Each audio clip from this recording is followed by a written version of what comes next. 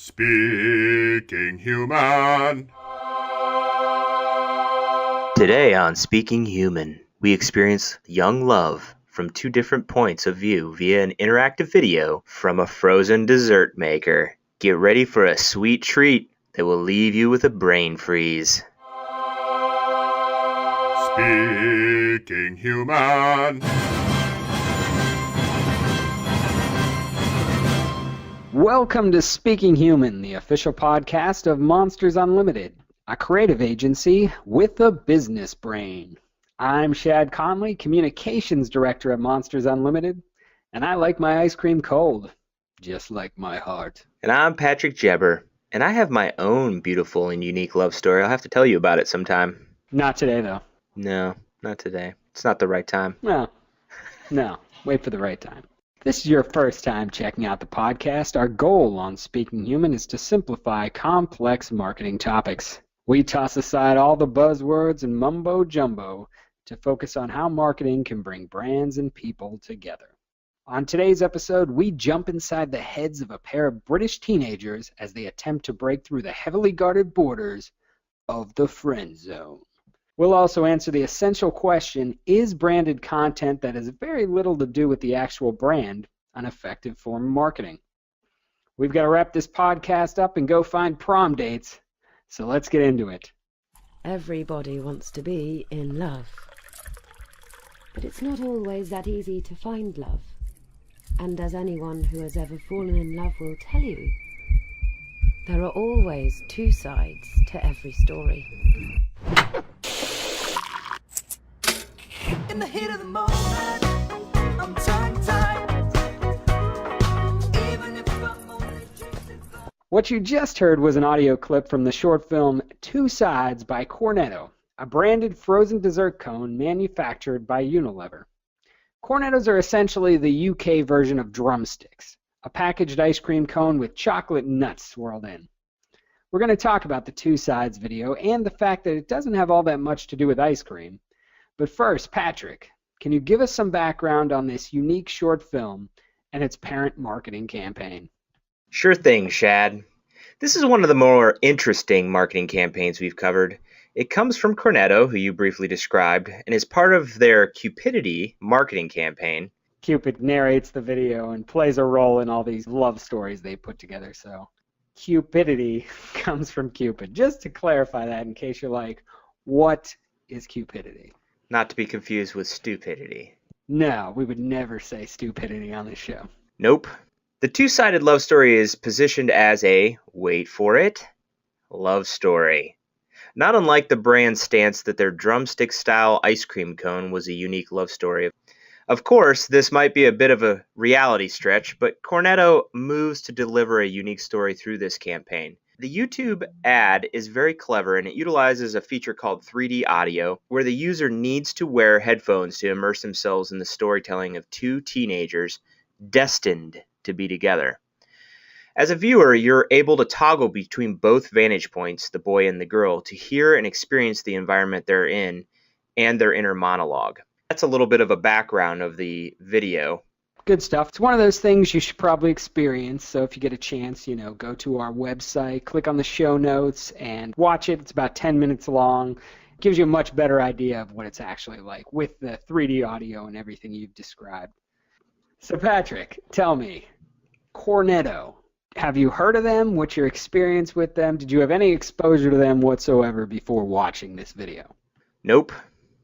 No experience with this brand prior to this video, at least that I'm aware of. I mean, I don't know, sometimes you see things and you don't even realize that you were aware of them, but I think that's a point for a Cornetto because obviously they popped on the radar because of this video alone, right? Right. My only knowledge of them is, are you familiar with the Cornetto trilogy? The Cornetto trilogy is 3 movies, Shaun of the Dead, Hot Fuzz, and The World's End. Which I'm sure you've seen some of those movies, right? Yeah, but how is that the Cornetto trilogy? Great question. So it got that nickname, I guess, because in each of the movies there's a scene where somebody is eating a Cornetto, or they come into play. The brand just shows up in each of those movies in some Either a fan or filmmakers noticed it and nicknamed it the Cornetto trilogy. It became like a thing. So that's how I know of the Cornetto name. Other than that, never heard of it. Obviously, it's more of a UK thing or European thing. We here are, you probably know the drumstick, right? Isn't that what you refer to, the chocolate kind of chocolate nut cone? Yeah, it's very much like a drumstick. But people there say this is a much better version of that. I don't know. Maybe Cornetto will send us some free ones. We'll do a taste test. Yeah, let's try that. Starting pretty fresh with the brand, with this video, it's kind of ground level stuff for us, which is always interesting. No preconceptions, So that being the case, what do you think of the Two Sides video? Do you like it? What do you like about it? The story was good. It was nothing that was totally unique. I was more interested in the unique storytelling of showing both sides of these characters. I liked the way that they attempted to immerse the audience in the story. And I thought that the way that they did that was very creative. This whole idea of the 3D audio is interesting. I'm not sure how many people would go to the lengths of putting on headphones to watch it, but I like the attempt at doing something a little different. And the way that they told the story is creative by telling it from both sides. So yeah, and that's a good aspect of it too. Even beyond the audio, say you don't have your headphones on, you still get the aspect of it where you can instantaneously switch from his or her perspective of the story throughout. Mm-hmm.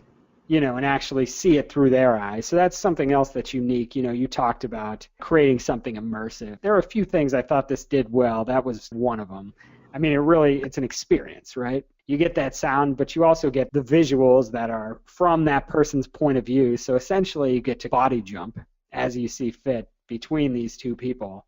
Pretty entertaining and engrossing throughout. And I'm sure especially to the intended audience, I think the Cupidity campaign is to reach the teen audience with this message of love, this love theme. The story revolves around these teens, which makes sense. I mean, we're sort of outside of that demographic, so I'm looking at it more from the creative aspect, not necessarily from the content itself. Like the stories, to me, like two teenagers who love each other, but they're in the friend zone and all that stuff. That to me is so removed from my life that I'm not the right audience for that. But because you're college age, right? You're not a teenager. Yeah, I'm in college. What's up, guys? Yeah, the one thing I would have wanted a little more of was a little more of the thematic tie between brand and video, which I always like more of a connection. This has the loose love theme you talked about, and I would have liked more of a direct tie-in where even if you hadn't heard of the brand or never read about that love story, you could still infer the tie-in between the brand and the content just from watching it. I would have liked a little more of that. I agree with that. The thing is, though, about that brand story is it's somewhat forced, I feel like, that whole love story, but... Yeah, the whole campaign within itself and how it functions and who it's trying to reach, is fine. And you don't necessarily need that strong tie. And I always just think that makes things a little stronger if you can relate it in a creative way to the product, not necessarily spotlighting the product, but just kind of tying it in, in that kind of way where you're like, oh, that's clever. Yeah. It's a good piece, and there's a lot of real talent involved. You can tell actors, filmmakers, and the music they use. They made an effort to really create some top content that functions as entertainment as well as being a cool kind of marketing effort. So, taking that, what do you think about branded content that's not a direct marketing sell for the company? It has the brand stamp on it, but it exists more as its own thing than it is as like an advertisement or something like that. So what do you think? Can branded content, where the brand itself, plays only a very small role, be effective at marketing the brand? I think this is a difficult question to answer, primarily because we've seen it done well and we've seen it done poorly. Mm-hmm. And I think we've talked about some in the past. In my opinion, though, I think that the branded content in question has to have that tie that we were talking about in the last segment, a similarity in the message to the brand itself. If the quote-unquote story is closely aligned with the brand, then it can be very valuable, and it can be a great way to promote the brand it doesn't always have to be a pitch, I guess, is the biggest thing there. Like a lot of people think, well, it's got to have that direct tie-in. Like we got to pitch the brand then at the end. Branded content, I don't think needs to do that, but it does need to align with the vision or the mission or whatever of the main brand. You know what I mean? Yeah, I'd probably agree and disagree with that.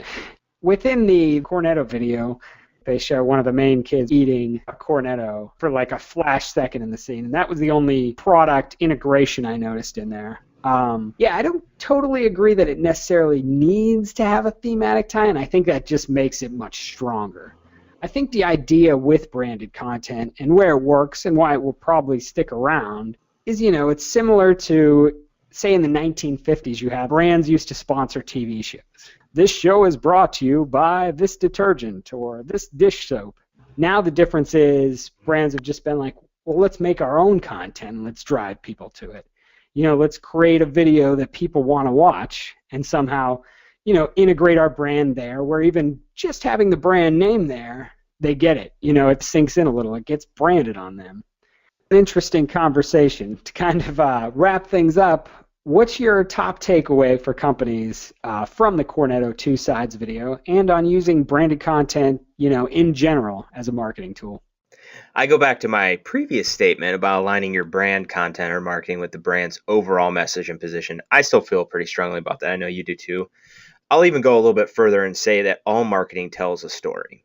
So just like this campaign, it's these stories that help brands connect with their customers. Stories connect the pathways and help customers relate to the products, to pretty much everything that's ever been bought and sold. So, for example, you want to sell flowers. You tell a story of a couple having their first baby, and you tell and show maybe those moments that bring the audience closer to that couple and their story to help them relate, possibly showing the couple in the hospital room with the baby, several bouquets of flowers in the background. It doesn't necessarily have to be a slam, this is what we're trying to sell, this is what we're trying to do. You tell an emotional story and then you tie in somehow. Stories can take it so much further than just saying, here's some flowers, buy them. You know what I mean?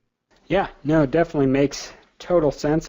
My takeaway is because you're talking about giving that person something they can relate to. The same thing I took away. If you're doing this kind of branded content, forget about your self-interest, forget about, promoting your company or direct sales for a minute, and just think about your audience interests. Put them at the forefront. What are they interested in? What do they want to see? What drives them to watch video? What kind of content are they looking for? How do they engage? Think about those things and, find creative ways to put that together, to draw them in and have your brand out there too. You don't need to wave it in their face.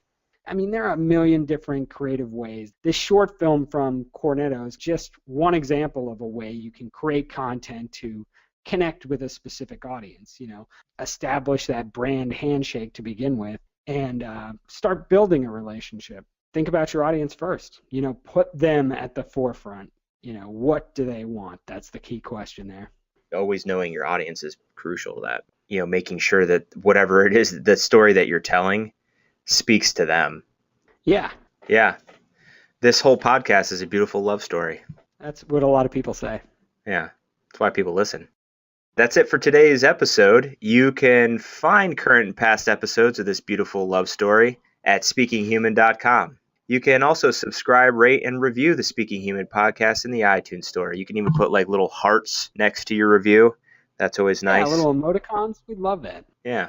You can also email us with your thoughts and comments on the Cornetto Two Sides short film. Any questions or comments, or just totally a whole email filled with heart emoticons? Feedback at thinkmonsters.com. That's feedback at thinkmonsters.com. We'll be back in 2 weeks with another episode of Speaking Human and our everlasting love story. Catch you then, humans. Speaking Human.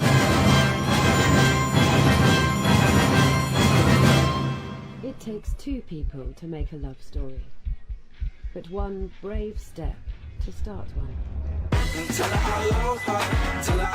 My name is Cupid, and this is Cupidity. Tell her I love her.